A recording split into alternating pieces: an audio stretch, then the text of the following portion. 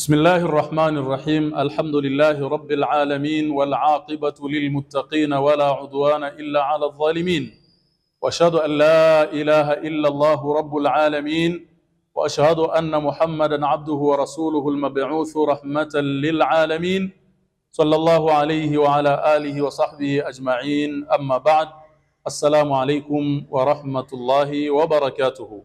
Ndugu yangu katika iman, bado tupo katika safari ya kuzitazama athari za kuyajua majina ya Allah subhanahu wa ta'ala, na leo tupo katika athari nyingine, ar-ridha. Ar-ridha min thamarati ma'rifati al-mu'mini bi asma'illahi tabaraka wa ta'ala wa sifatihi.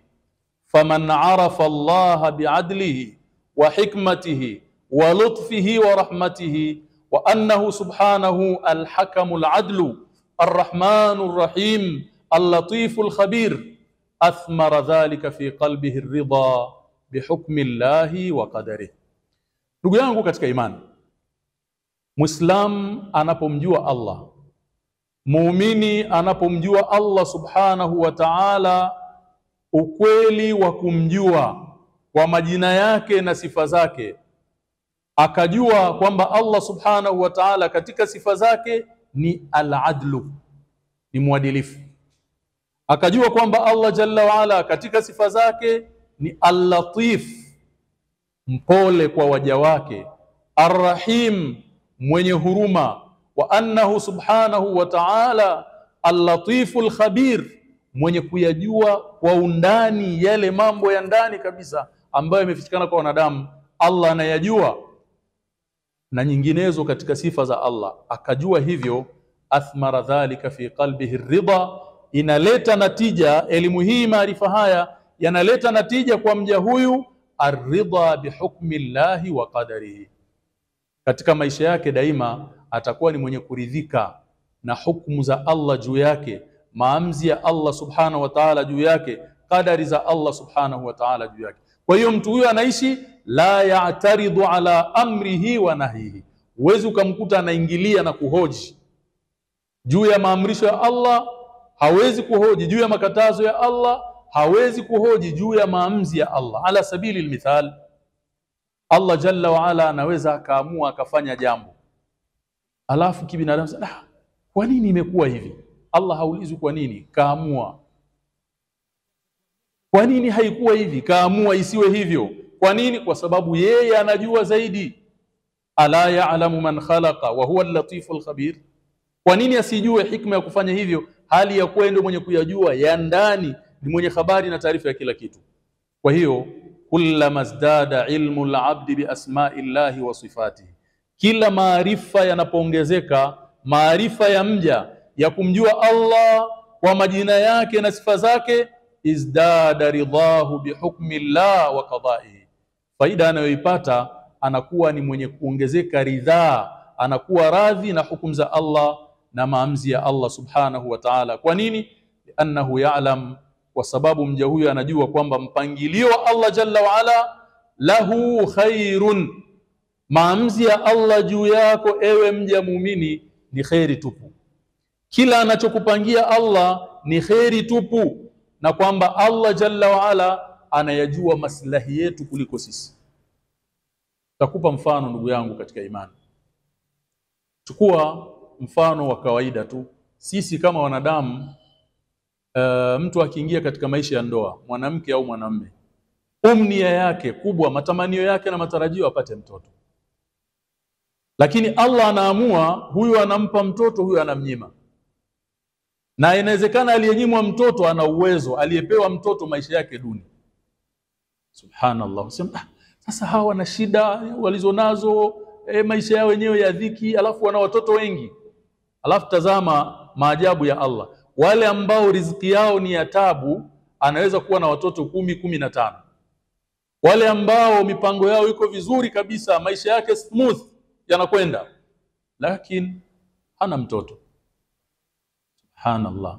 Huyo ndiye Allah subhanahu wa ta'ala al-Hakim, mwenye hikma katika maamuzi yake. Sasa lau kama ungeliambiwa na ukakhiarishwa mwanadamu, lau yani nufrid, ingelikuwa inatokea hivyo kwamba Allah anakuletea salamu na kukuuliza, katika mpango wangu na makadirio yangu nimeona nisikupe mtoto, kwa sababu kama nitakupa mtoto huyo atakuwa ndio sababu ya dhiki yako katika maisha mpaka unaingia kaburini. Sasa chagua, nikupe tu huyu mtoto atakayekutia tabu na dhiki, hutoonja raha ya maisha, au nisikupe mtoto ili nije nikupe yaliyokuwa mazuri badala yake. Bila shaka utachagua khiari ya pili. Chukua mfano wa pili, hapo hapo kwenye ishu ya ndoa na kupata riziki ya watoto. Yuko mtu ambaye Allah Jalla wa Ala amemkadiria watoto wa kike tu, yeye nafsi yake maskini anatamani angepata mtoto wa kiume. Subhanallah, atakuwa anaomba ya Rabbi, nami ungenipa mtoto wa kiume, lakini katika ilmu ya Allah anajua pengine kad yakunu hadha alwaladu adh-dhakar alladhi turidu sababan fi shaqawatika wa dukhulika an-nar iyadhan billah. Pengine mtoto huyu ambaye unamtaka wa kiume angelikuwa ndio sababu ya dhiki yako na kuingia katika maasi, ukafa hali ya kuwa ni mtu wa motoni. Kakadiria kwa kukupenda, kwa huruma yake akakunyima. Ndio Allah Jalla wa Ala anatueleza katika Qur'ani katika eneo hili kwamba yahabu liman yasha'u inathan wa yahabu liman yasha'u dhukur au yuzawwijuhum dhukuranan wa inatha wa yaj'alu man yasha'u aqima.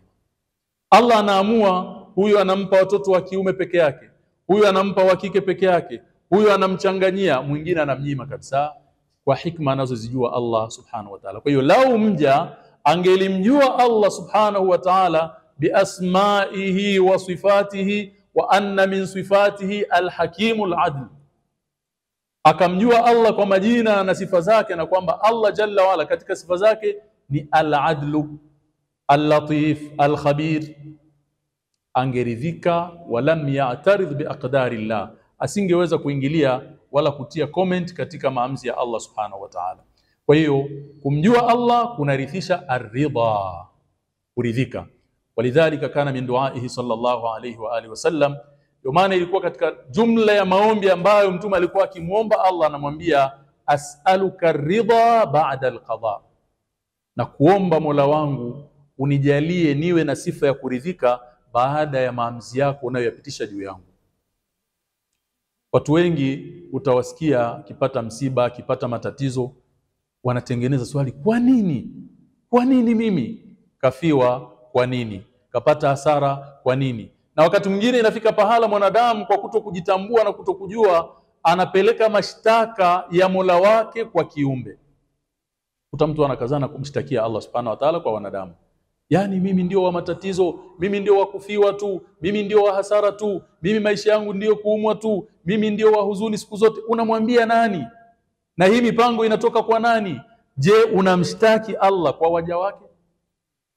Kwa hiyo utakuta hapa tatizo kubwa, mushkila, na kinachotusumbua ni kutokumjua Allah ni nani, ni kutokuzijua sifa za Allah, ni kutokuyajua majina ya Allah. Kwa hiyo ndugu yangu katika imani, pupia na kazania kuyajua majina ya Allah, kuzijua sifa za Allah, itakusaidia pakubwa sana katika kuiweka sawa imani yako, itakusaidia pakubwa sana katika kutengeneza mahusiano yako na Allah subhanahu wa ta'ala yakawa mazuri.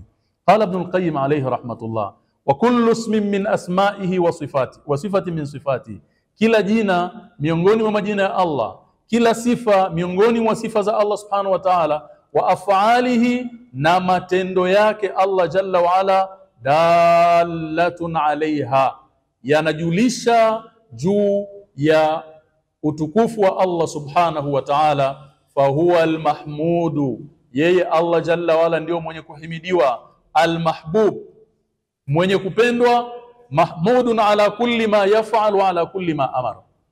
Allah tunatakiwa kumhimidi na kumshukuru katika kila jambo, katika kile anachofanya na katika kile anachoamrisha. Idh laysa fi af'alihi abathun, kwa sababu katika matendo ya Allah hakuna anachokifanya kwa upuuzi. Ta'ala Allahu an dhalika uluwan kabira, Allah ametukuka na ametakasika kufanya mambo kwa upuuzi. Wala fi awamirihi safahun, wala katika maamrisho yake hakuna ujinga, hakuna kile alichokiamrisha Allah kikawa na ujinga. Ta'ala Allahu an dhalika uluwan kabira, bal af'aluhu kulluha, bali matendo yake yote Allah Jalla wa Ala la takhruju anil hikmati wal maslaha wal adli wal fadli wal rahma.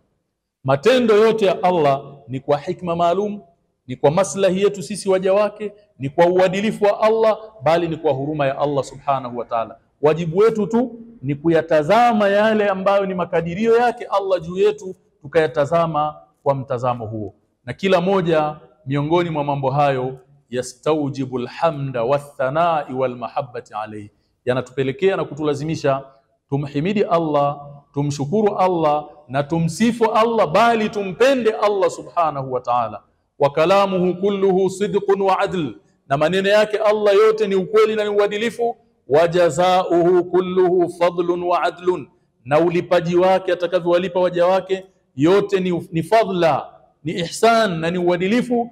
Fa innahu in a'ta fa bifadlihi, Allah akitoa kumpa mtu chochote ni kwa fadhila zake.